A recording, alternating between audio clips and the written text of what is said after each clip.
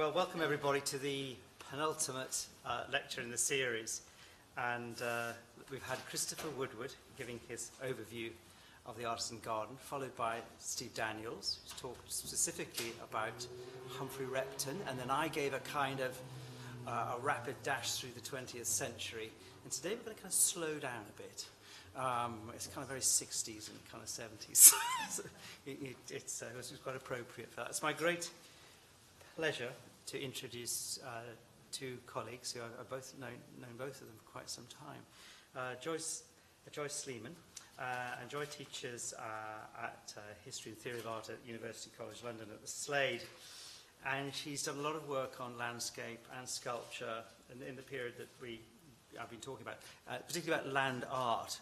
And Nick and Joy both worked together, notably on this exhibition that they did with another colleague of ours, Ben Tufnell, and that was an exhibition called Uncommon Ground, Land Art in Britain, 1966 to 79. And that was a Hayward Arts Council touring exhibition in 2013-14. And as I say, both Nick and Joy worked on that, and they've collaborated on quite a lot of other things together.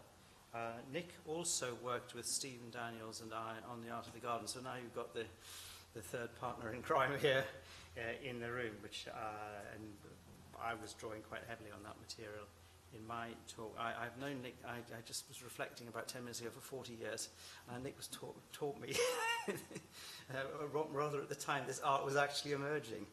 And I'll tell you a little Richard Long story at the end. So I'd like to start, and we need to get to the main event, so I'm going to ask Joy, who's going to kick off, to talk about land art and the garden. Thank you, Martin.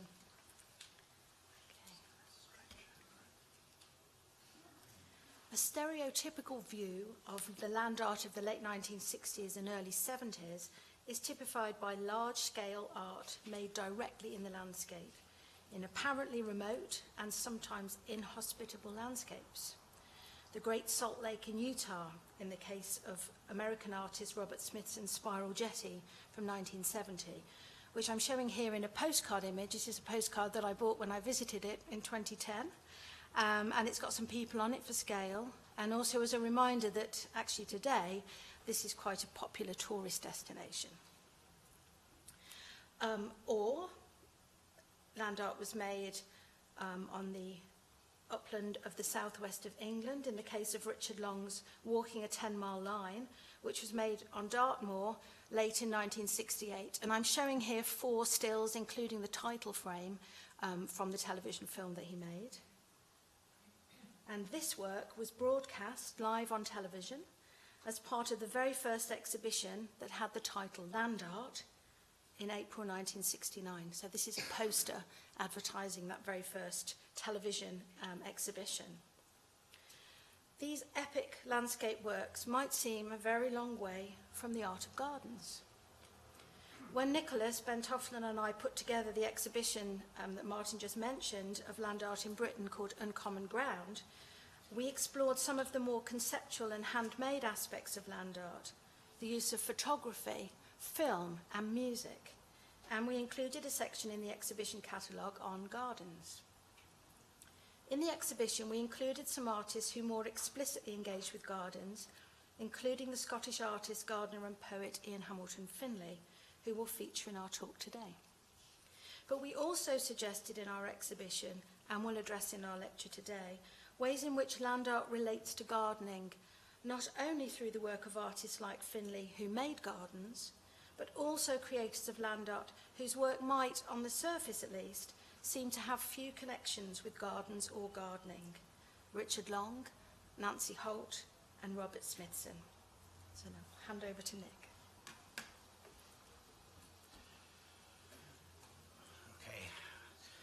Well, I should advise you at the outset, although our subject is the artist in the garden, you'll see no flowers in the slides, and nothing much in the way of conventional horticulture either. There are more flowers on the windowsill here than you're going to see in any of our slides, but I can promise you I'm going to show you a lot of turf.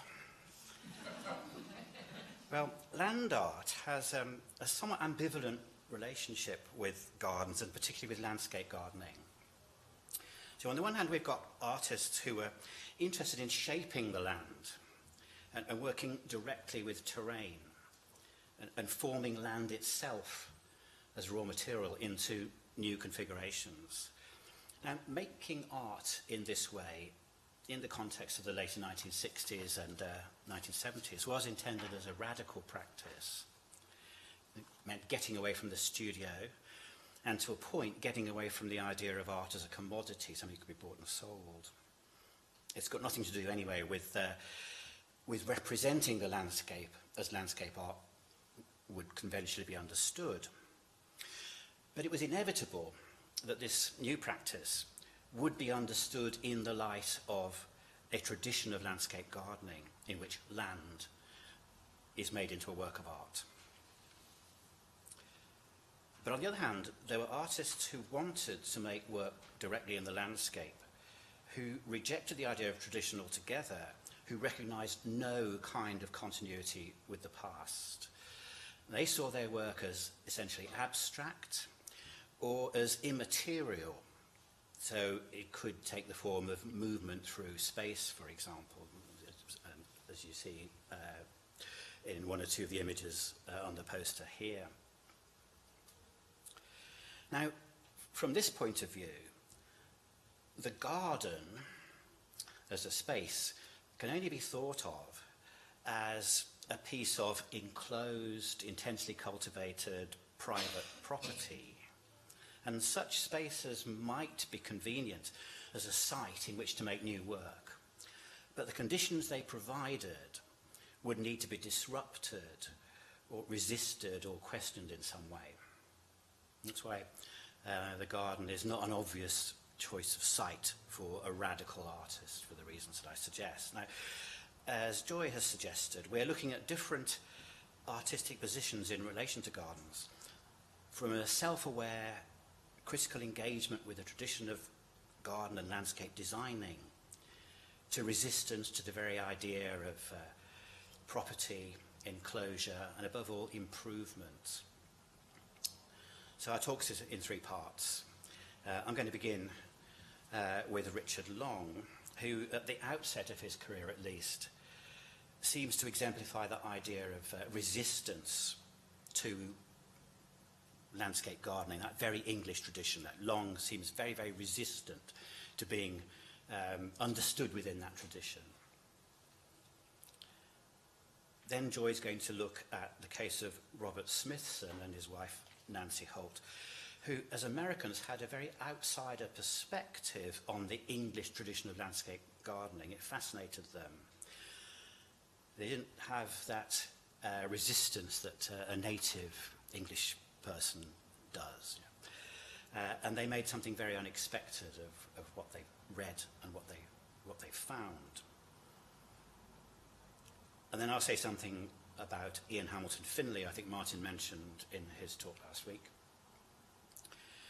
Now, Finlay is an artist who fully embraces a tradition of garden making, while at the same time subjecting its conventions to a very critical interrogation.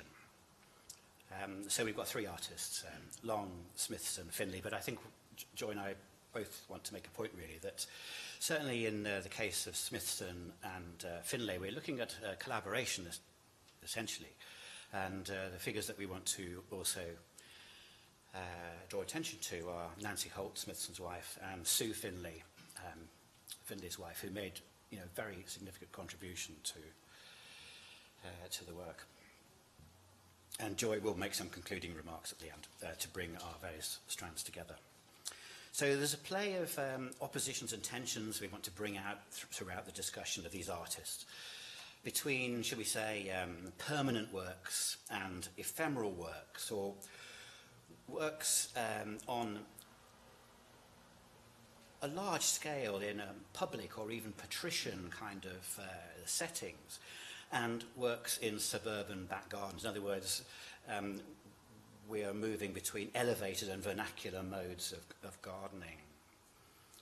And there's an opposition too between ideas about reclamation, land reclamation, and improvement on the one hand, and disruption and subversion on the other. and between discipline, the idea of discipline. Now, Finlay is the obvious case here, a gardener, an artist of an absolute iron discipline, a terrifying discipline, really. And the idea of freedom. Richard Long's pieces exemplify, that idea. And there's a tension between those positions. And then there's a distinction which already implied, I think, in what we've said, between English and American attitudes to landscape and gardens. And in Finlay's case, between European values, which he very much stood for, and English values. Now, in the end, of course, any such schematic opposition that one might want to make can rarely be worked through completely. And looking back now, as we do, we can see that Richard Long is perfectly comfortable in English parkland, after all, and there's no one more subversive than Finlay. So let's look at Richard Long, if I can remember how to work this thing. Sculptures in Grass, I'm thinking this section ought to be called. Here's Richard Long's Turf Circle. It's the earliest work you'll see in our talk, made in 1966 while he is still an art student and living at home in Bristol. A circle has been cut into the turf of his neighbour's back garden lawn. The neighbours evidently been more tolerant or perhaps less proud of their lawn than Long's own parents were. The segments of turf have been lifted out, an even layer of soil has been removed, and the segments of turf have been replaced, now at a slightly lower level than the rest of the lawn. Now, we should think of this very simple earthwork as a sculpture. The context of this kind of work is very much a sculptural one. Long would think of himself as a sculptor. He's making sculpture here, but if it is sculpture, it doesn't really have that much in common with what you might expect. This is not freestanding, for example. It consists of nothing that was not already there. And by the very nature of the materials and processes used to create it, it's a sculpture that will not last for very long. Now, the geometrical form of the piece is consistent with the then current ideals of minimalist abstraction, as simple geometrical shapes. But this is site-specific, it's garden-specific, it's a sort of anti-garden feature, and it's an interruption of that other ideal, a suburban one this time, the perfectly maintained lawn. Now, this sculpture could not be shown in a gallery because its essence lies in the small displacement it makes in its environment. But it was recorded, once it had been made, by Long in a photograph. The photograph was printed and mounted and presented with a very careful inscription in pencil, Turf Circle and the date. You don't actually see that inscription in this slide, though it's an integral part of the document. Although whether this is a document documenting a now non-existent work, or whether this unique object, which is in the collection of Tate, is a point that critics have long puzzled over. Anyway, this object, this inscribed photograph, this unique inscribed photograph, is all that we have of this Turf Circle. You might note the quality of the photograph, or rather you might note its conspicuous lack of any photographic quality, technically speaking. The top part is hardly in focus, for example. It's not because I've fished out some rubbish image from the internet. This is actually how it looks. But this DIY, this rather amateur quality of Long's photography is typical of his early practice, and I think we have to think of it as a deliberate stance. It's against the kind of fine photography which was conventionally used at this period in the 60s, and indeed much more widely, to photograph sculpture, especially outdoor sculpture. And the model here is Henry Moore. You think, Henry Moore liked to have his sculptures, which were very monumental, heroic, photographed in parkland and garden settings by very artistic photographers, all rich tones and high contrast. And there's a resistance here to current expectations of how a sculpture in a garden should be presented. Now, this is a sign of a broader position that Long is taking. I think we can define it as the anti-picturesque. So the image is characterized by geometry, by regularity. The composition is absolutely functional. It avoids any kind of effect or atmospherics. The subject is simply set out in a matter-of-fact way. It's deliberately prosaic. That could not be less picturesque in the presentation of this artwork. But if we move forward a year to what is certainly Long's best-known work, A Line Made by Walking, we can see that he's moved beyond the confines of the garden altogether and gone into the countryside for his workspace. It's a rather nondescript piece of countryside, admittedly, and it's very obviously a landscape of enclosure. We can see the field bounded by hedgerows and tree lines. This time the work is made with even more minimal means than the turf circle. No garden implements have been used this time. The earlier piece needed a lawn edger or a spade to make it. So Richard Long doing the gardening, as it were, on that lawn. But this time it's just the pressure of the artist's feet repeatedly applied. The essential characteristics are still here, though. A simple geometric figure, the subject placed centrally, the photographic documentation distinctly lo-fi, and the definition slightly fuzzy. But he seems to be moving into the wider world of England. I think one should see the quotation marks around that, because the inscription on the photographic documents this is A Line Made by Walking, England, 1967. England is now the place, both defined and not defined, where Long is working. And the movement across space is now a more significant process than intervention, however understated, in a garden. And if we go forward another 2 years to 1969, if I can make this work, we can see that development, as it were, away from the garden is not necessarily linear in Long's case. And here's another turf circle made out of raised and not incised earth this time. It's made with earth displaced from somewhere nearby, utilising spades and a wheelbarrow. So landscaping tools, essentially, are now back in play. And this, not only is this piece on a much bigger scale than that little turf circle we first saw, it's actually still there. It still exists in the grounds of the Museum Haus Lang at Krefeld in Germany. The Haus Lang is a modernist villa by Mies van der Rohe, itself a sort of great architectural monument, and these are the grounds of the villa. The villa was given to the city for use as a museum of contemporary art in 1955. So Long has now made a permanent monument in the parkland of an architectural monument. There's quite a distinctive shift there from that Line Made by Walking. And there's no ambiguity this time, is there, as to where the work of art is. The photograph that you're seeing here is just a photographic record of a work that actually exists in the landscape. Now, this may be something of an exception in Long's work, but it also serves as a link to what Joy's going to talk about in the next section.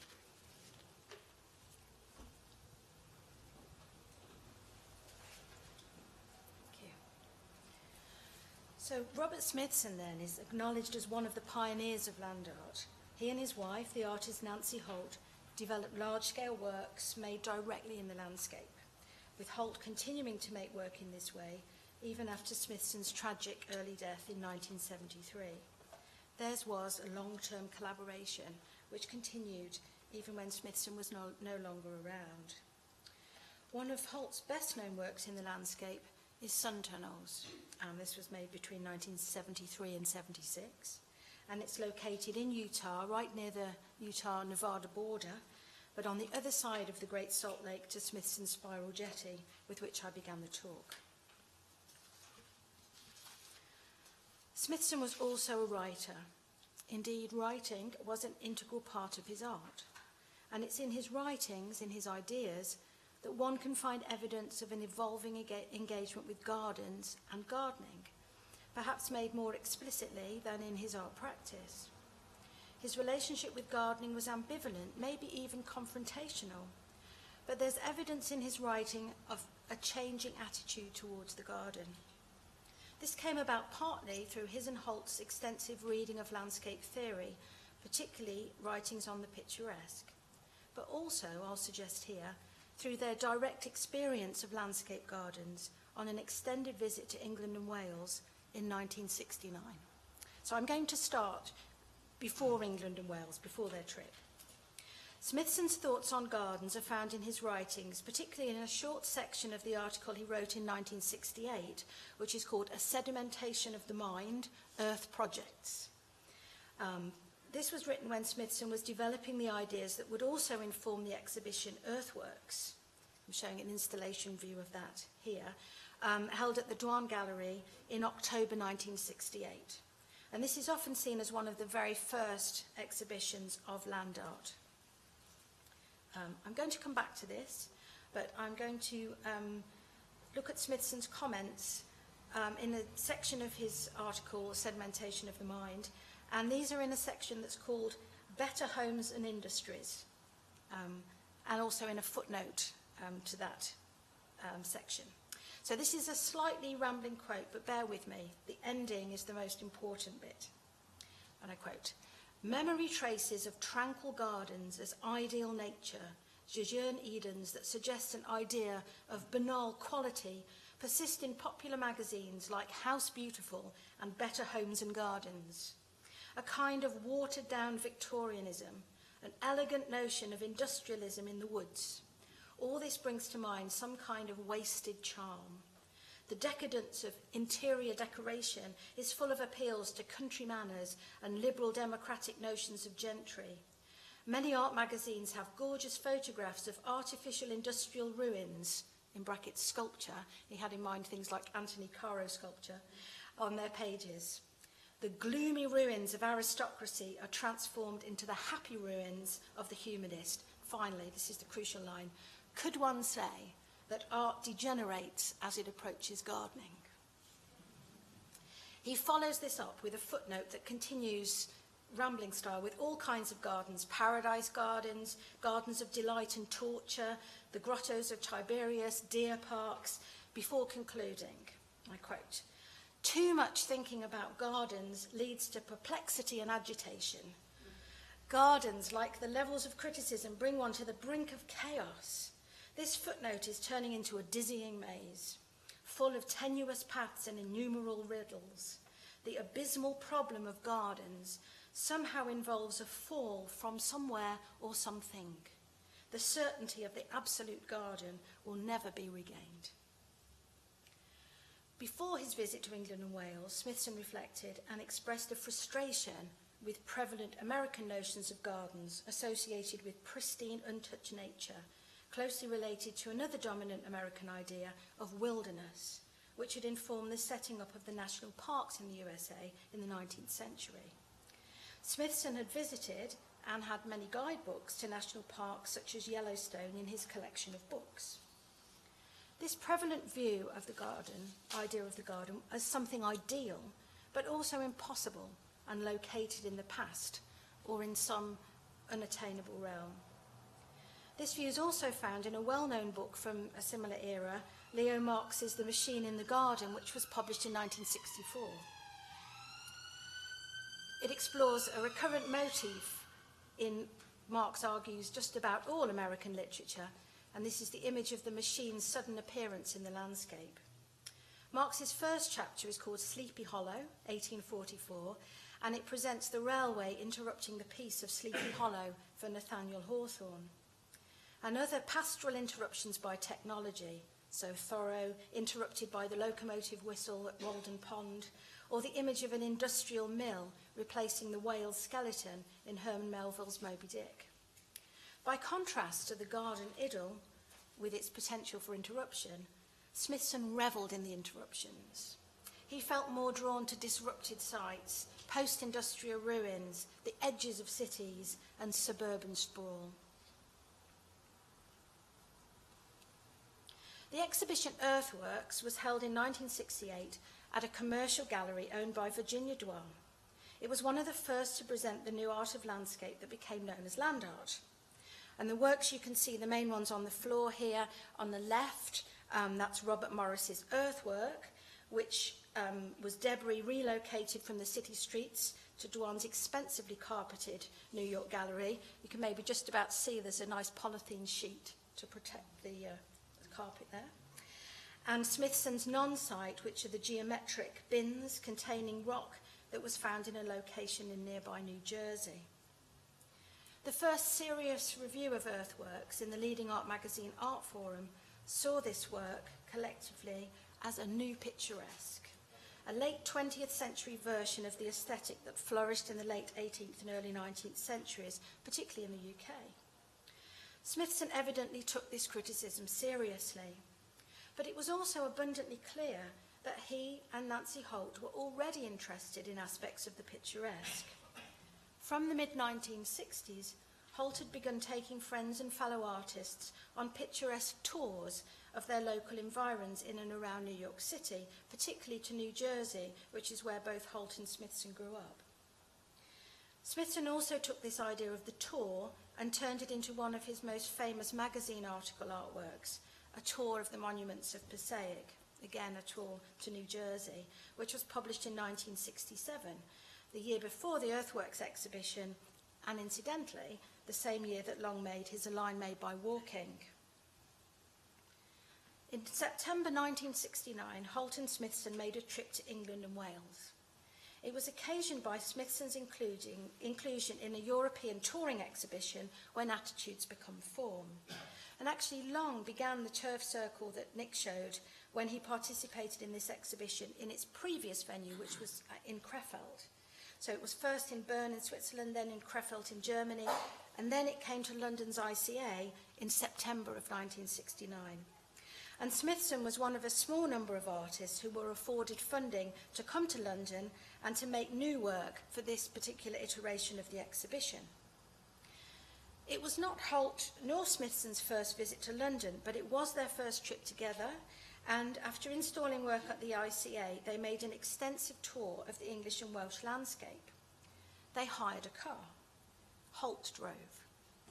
Smithson made work using mirrors. Holt took photographs, some of which he later made into photographic works, and they both took photographs of each other. They didn't take a huge number of photographs. They were conscious of having limited amounts of film, this being an era before digital photography. But this also lends a certain importance to each and every site and place that they photographed. Smithson had evidently done a lot of research for this trip. His research involved studying maps of the area, including geological maps, and reading books. His passion for books was such that around the same time, so 68, 69, Holt made a short film of Smithson with his books at their studio home in New York. This film was not shown until much later. Holt included it in an exhibition dedicated to their trip to England and Wales that was held at the John Hansard Gallery in 2013 to coincide with the first showing of our Uncommon Ground exhibition. Holt titled this short film simply Bob and Books, and it just shows him picking up a book and reading it and then putting it down on a pile and picking up another book, and you just get a sequence of books. The inclusion of this film in this context, so in an exhibition about their trip to England and Wales, made clear that Holt connected this activity, and indeed some of the books featured in the film, with their trip to England and Wales. Smithson's collection of books was extremely eclectic and included books on prehistoric monuments, so as well as this site in Wales, they also visited Stonehenge. Books on dinosaurs. Smithson made work near where the first dinosaur fossil was identified in the UK, and landscape gardens. I remember my surprise on reading an inventory of Smithson's books and noticing that he had a copy of the 1969 Yellow Book, the annual illustrated guide produced by the National Trust and Royal Horticultural Society of gardens in England and Wales open to the public. He'd really done his research. So he and Holt also read books on picturesque theory and original writings by theorists of the picturesque, particularly William Gilpin and Uvedale Price. So much so that, I venture to suggest, part of their visit to England and Wales was a tour in search of the picturesque. Which brings me to gardens, and particularly to one garden they visited, and I also visited myself this summer, Milton Abbey in Dorset. Here is Smithson photographed the famous grass staircase, more turf, as Nick promised, which connects the Abbey church in the valley to the small chapel of St Catherine above, traversing a road by way of a bridge en route. Smithson was clearly drawn to this unusual feature of the landscape. I suspect he may also have been intrigued by the remarkable story of nearby Milton Abbas, a village originally called either Milton or Middleton, famously removed as part of Capability Brown's design because it got in the way of the view. The extremely picturesque view of village of Milton Abbas, designed by Brown, is a very early example of a model village. I don't know if Smithson or Holt actually photographed the village. I haven't seen a photograph, though. I haven't seen all of the photographs they took on this trip, some of which are in Holt's archive in New Mexico. But we do know that Smithson photographed the grass staircase. In the years following the trip to England and Wales, Smithson made some of his largest and most important earthworks, including Spiral Jetty, which I showed at the beginning of the talk. These large-scale works in the landscape were seen as his signature contribution to the history of art. And to a large extent, they're still seen that way. Spiral Jetty is still probably the best known and most frequently illustrated work of land art. However, Smithson did return to the subject of gardens in late 1972, and now, having read about and actually experienced examples of landscape gardens in England and Wales on his visit 3 years earlier, his writing on gardens was subtly but significantly changed from his thoughts of degraded paradises, degenerating, and art degenerating as it approaches gardening back in 1968. Smithson's article on the designer of Central Park, entitled Frederick Law Olmsted and the Dialectical Landscape, in the February 1973 issue of Art Forum, was to be the very last article Smithson published in his lifetime. So he was killed in a plane accident in July of 1973.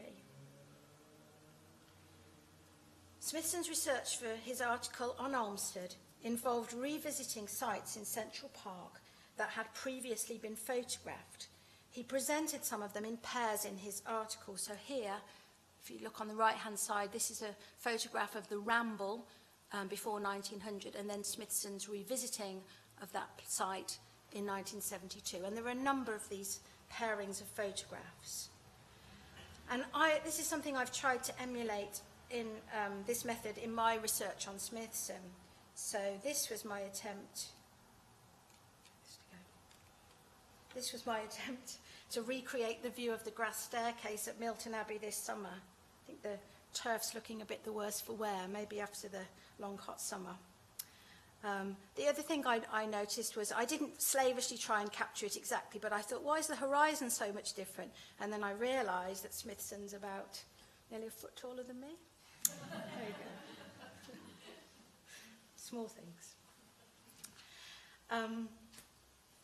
Smithson's ideas of gardens now turned ideas of degeneration, as in his 1968 writing, into ideas of dialectic. From a one-way fall from an impossible ideal to an active and relational space that could change physically and alter the mind. The picturesque garden is a fusion of idea and actual stuff. Or as he put it, and I quote from the Olmsted article, the picturesque, far from being an inner movement of the mind, is based on real land. It precedes the mind in its material, external existence. Applied to an actual site, picturesque principles could create a landscape of change and mutation. In his own time, on visiting Central Park in 1972, Smithson wrote, I quote again, "Looking on the nature of the park, or its history and our perceptions of it, we are first presented with an endless maze of relations and interconnections, in which nothing remains what or where it is, as a thing in itself, but the whole park changes like day and night, in and out, dark and light. A carefully designed clump of bushes can also be a mugger's hideout." Smithson's thinking about the picturesque was now informed both by theory and experience. Like his landscape gardening forebears, Smithson had now made large interventions in the actual landscape, even if his dumping of tons of basalt into the Great Salt Lake hardly reached the scale of Brown moving a whole village, or Olmsted moving 10 million horse cart loads of earth to make Central Park. As Smithson wrote, Olmsted made ponds. He didn't just conceptualise about them. Which brings me to an artist who did just that, and didn't just make ponds, but also a small loch, Ian Hamilton Finlay.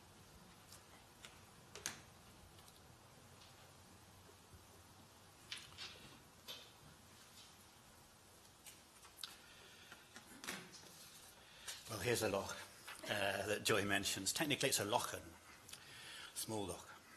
It's in the foreground of this photograph of Ian Hamilton Finlay's land at Stonypath in the Scottish Hills. It's seen here in a very early stage of its transformation into what would eventually be called Little Sparta. Now, Little Sparta would become one of the most celebrated gardens of the 20th century. Look how unpromising that site is. I mean, even want to make a garden here can only be understood as an act of defiance. And Finlay is a very defiant character. Let's stay with this photograph for a minute. It's one of a remarkable series of slides taken by the garden historian and close friend of the artist, Patrick Ayres, who also founded and still edits the New Arcadian Journal, which is a very remarkable journal on garden history, which some of you may know. Patrick's photographs record successive stages in the development of Finlay's project, and I think Joy told me, this is number one. This is Patrick's first photograph. We're only 25 miles or so away from Edinburgh here, but that seems another world away. These are the Pentland Hills, sparsely populated sheep farming and moorland country. Not the Scottish Highlands, these are so-called southern uplands. These are not mountains, but a curiously intimidating landscape, nevertheless, at least I've always found it so. A hostile landscape. But the Finlays were insiders to a point. Now, Stonypath was an abandoned farm. Finlay's wife, Sue, was the daughter of the local landowners. And the 14-acre property around Stonypath, and the house still intact, came to the Finlays as a gift from her parents. And they moved here with their two very young children in 1966. Ian was just over 40 and with an established reputation as a poet. Now, the photograph shows the farm buildings, the house, and three ranges of buildings, roughly enclosing a large yard, and at that time only a single tree, which, as Joy reminded me, blew down several years later, by which time the Finlays had planted another generation of trees to compensate. The track to the nearest road, you can just make it out here if I can get the laser pointer, goes down the line of the fence. It's quite a long way to the nearest road, and the road itself is not much of a road.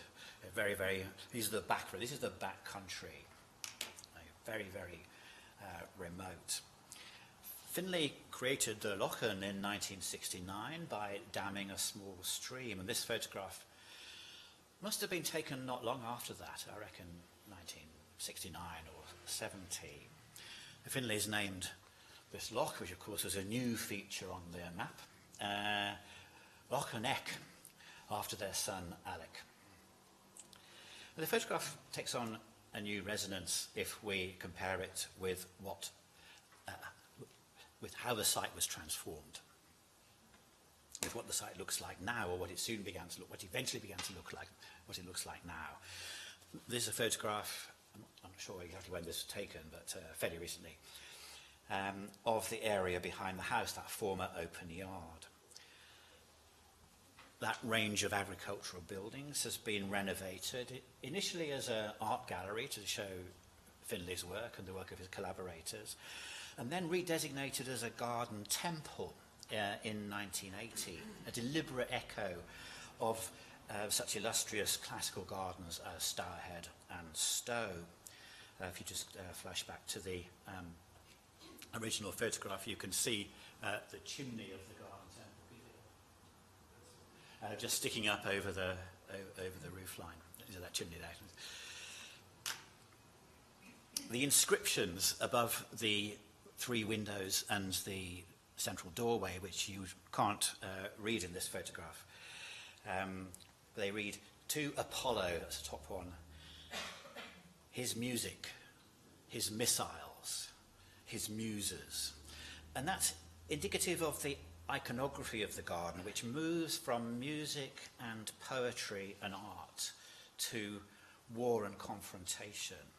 Now, Finlay's elaborate iconography, extended throughout the garden, has attracted a huge amount of commentary. Indeed, it invites commentary, a series of iconographic puzzles. But this is the point at which it's right to acknowledge the contribution made by Sue Finlay.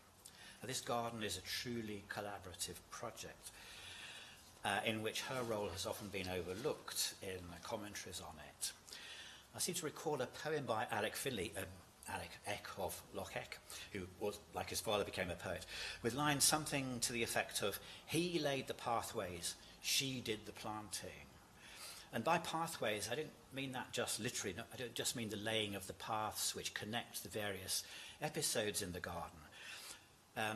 I mean it metaphorically. These are cerebral pathways, metaphorical pathways, linking up ideas, associations, pathways that lead us through the mind and imagination of the artist. But it was Sue Finlay, whose hard-won horticultural knowledge and practical expertise is also a crucial element in the transformation of the site. Her knowledge of what would grow, what could survive and flourish in conditions that most gardeners would find inimical. So it's been a while since we've seen some good turf, since the grass stairs, so here's two good bits. The garden at Little Sparta contains some 270 individual works of art. I'm going to talk about just one of them. Here it is on the right, the great piece of turf, located right at the water's edge of the temple pool that you just saw in the last slide, the temple pool named after the temple adjacent to it. Now, the great piece of turf takes the form of, it's very unobtrusively placed. You only see it when you're looking down on it. A bit like Richard Long's turf circle, come to think of it. But it takes the form of a simple tablet of stone inscribed with a distinctive monogram of the great Renaissance artist Albrecht Dürer, the AD. That's enough for Finlay to sign as his own work a small piece of nature itself. The allusion, of course, is to Dürer's celebrated watercolour, which you see on the left here, the great piece of turf of 1503, now in the Albertina in Vienna, and a tour de force of naturalism. A series of transactions is taking place here. From nature into art, that is the art of Dürer's watercolour, and then from art back to nature. The great piece of turf has the watercolour, Dürer's watercolour, has been realised at Little Sparta as in real life, as a living, flowering piece of turf. And then back once again to art, to Finlay's work. Now, naturalism, in its purest form, is one mode of art that has engaged Finlay's interest very little. His preferred mode is classicism, coded, idealized, controlled, harmonious, rational. Dürer's naturalism, which in any case one should not take to be the equivalent of the Pre-Raphaelites. I mean, the meaning of Dürer's naturalism is perhaps difficult for us to fully comprehend. But whatever that meaning is, it's been appropriated for Finlay's own purposes. And as everywhere at Little Sparta, nature is invariably referenced to art and placed within a kind of conceptual framework. Now, at the same time, when we look at Finlay's great piece of turf, that is the artist in dialogue with Dürer, we're looking at a more direct form of collaboration between Ian and Sue. It's Sue Finlay's green fingers, her artistry as a gardener, that make this piece what it is. That is, an interplay of nature and mind.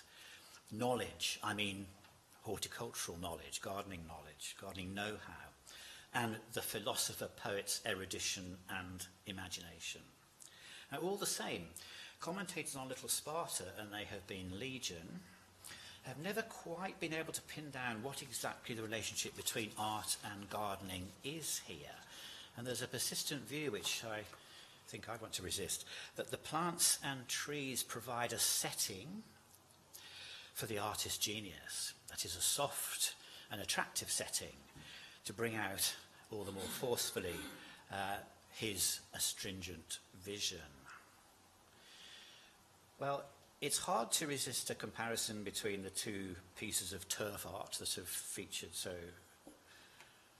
strongly in the side sequence so far. So here is Richard Long's turf circle re-enters the frame, replacing Dürer's watercolour.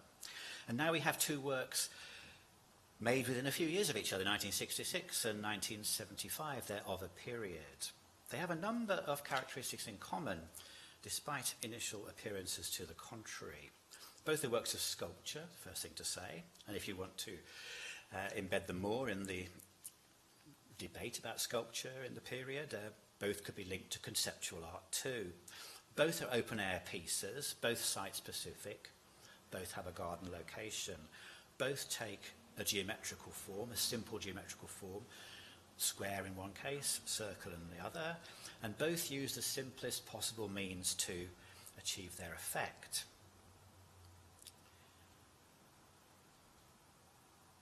Both might be interpreted as interrogating or reflecting on the complex intersections of nature and culture. But there are significant differences too. One is permanent and the other temporary. One is made from orthodox sculptor's material, stone, and is also superbly crafted with that inscribed monogram. The other from conspicuously non-sculptural material of turf. One is hyper-real, or at least is about naturalism, and the other is abstract. Although as soon as one says that, you think perhaps Long's piece is not so abstract as real, because it doesn't represent turf, it doesn't allude to turf, as Dürer and Finlay do. It is turf, you know, you can't get more real than that, so perhaps it's both abstract and completely not. One references the past, of course, the Renaissance. The other is resolutely of its time, alludes to nothing outside itself. But both might be understood within what Joy and Ben Tufnell and I were working with, which is a kind of expanded idea of what constitutes land art, a very diverse range of working directly in landscape. I just want to say a few words about landscape tradition, and then I'll hand over to Joy for the conclusion. Now, there are further allusions to Dürer elsewhere at Little Sparta, and to other artists associated with the European landscape tradition.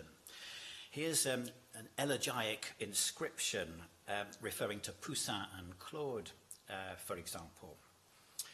Quite enigmatic, this piece, and I'm passing over it, but as you can imagine, it would reward some analysis in its suggestion that one artist appeals to sight and the other to hearing. Finlay's pantheon includes northern artists, Dürer, but also Dutch and French artists as well as German, and Italian-born artists as well as artists like Claude and Poussin, who are both French but who worked in Italy, as you will know. The time frame of this pantheon extends from the 16th century to the 19th, to Corot.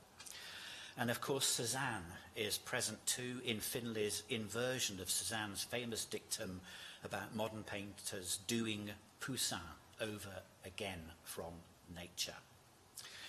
One of Finlay's most ambitious gallery installations involved tableaus created and photographed at Little Sparta. It was called Nature Over Again After Poussin. And this was how Martin and Ben and I represented Finlay when we did Art of the Garden back in 2004. It was the only way we could hardly bring Little Sparta into Tate Britain. But that piece, Nature Over Again After Poussin, was the closest we could get. And of course, John Dixon Hunt uses the first part of that phrase in the title of his book on Finlay, which we suggested you might be interested in reading.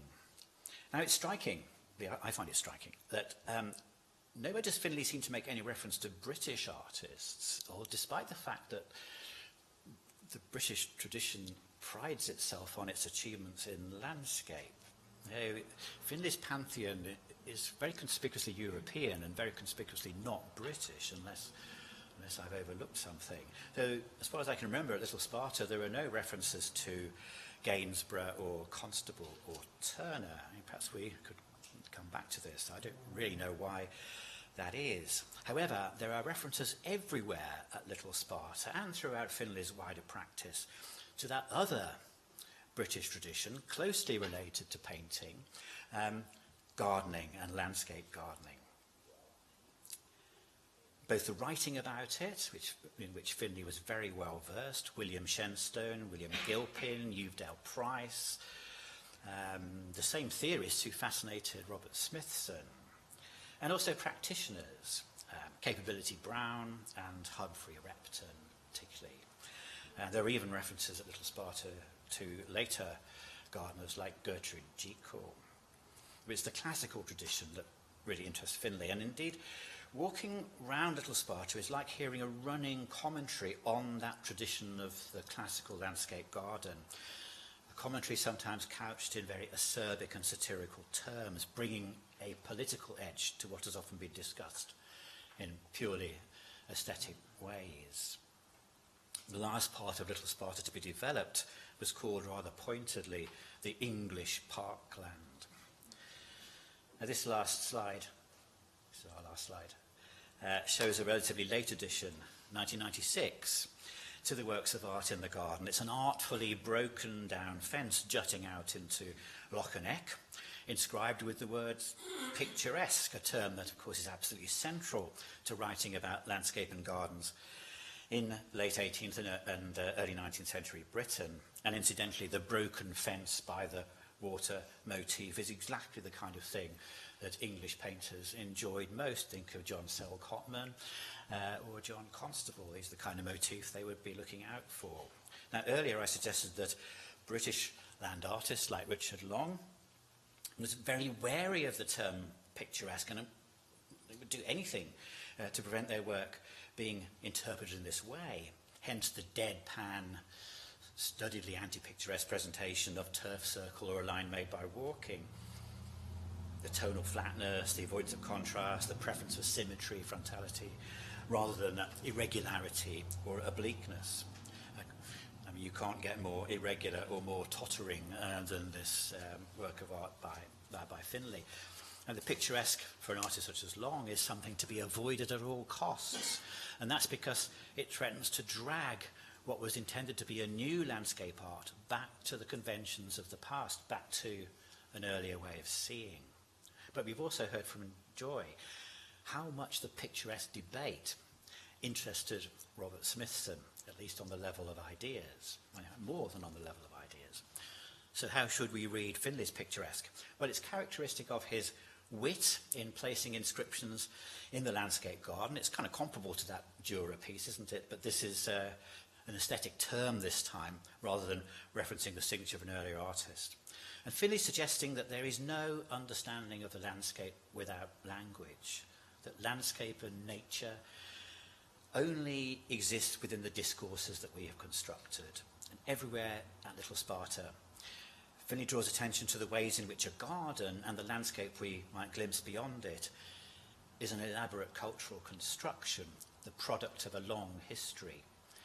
But interventions can still be made in that history, and there's nothing passive about Finlay's attitude to garden making. He made Little Sparta his headquarters, and I use that word advisedly in its military sense. And from it he launched a series of provocations, arguments and quarrels. And Joy is now going to just, in a few words, wrap up these various themes and bring them together for you. Yes, I have just a few concluding remarks. But picking up on Finlay, he wrote in a statement which is often cited in relation to Little Sparta, I quote, "Certain gardens are described as retreats when they are really attacks." This statement forms one of a large collection of unconnected sentences on gardening that Finlay wrote emulating the style, or as Finlay put it, in the manner of poet and gardener William Shenstone. As Nick's alluded to, Finlay's words are as crucial a part of his art as his gardening. This is also something he shared with Smithson, as I've discussed. When I first visited Little Sparta, it was early spring, and Finlay refused to let me see the garden, as he claimed it didn't exist in the winter, when there were no plants, which goes some way to explaining the importance, if not the role, of plants and trees in Finlay's garden art. So instead, we sat in the cottage amidst his many, many books and talked about words and poetry. He suggested that some of Richard Long's works using words were concrete poetry. Early in Long's career, he was a man of few words, but he broke his silence in 1980 with a series of short sentences, one of which reads, and I quote, "My work is real, not illusory or conceptual. It's about real stones, real time, real action." Around this time, Long also began to make artworks using words as material, and some of these are discussed in my article, Elegiac Inscriptions, which I also included on the reading list for the course. Smithson's revelation about the picturesque on his visit to England and Wales was that it was not just a theory or a way of viewing existing landscape, but was actualised in real gardens, some of which he visited. Recall that in his article he wrote, and I quote, "The picturesque, far from being an inner movement of the mind, is based on real land. It precedes the mind in its material external existence." Not long after his visit to England and Wales, Smithson made some of his most audacious direct interventions in the landscape, including the spiral jetty. But he also reflected on gardens in his writing, and, in similar aphoristic style to Shenstone and Finlay and Long, as I quoted earlier, Olmsted made ponds, he didn't just conceptualise about them. In Finlay's picturesque, actualised here in reality, in Lochanek at Little Sparta, Finlay didn't just make ponds, he also conceptualised about them. Thank you.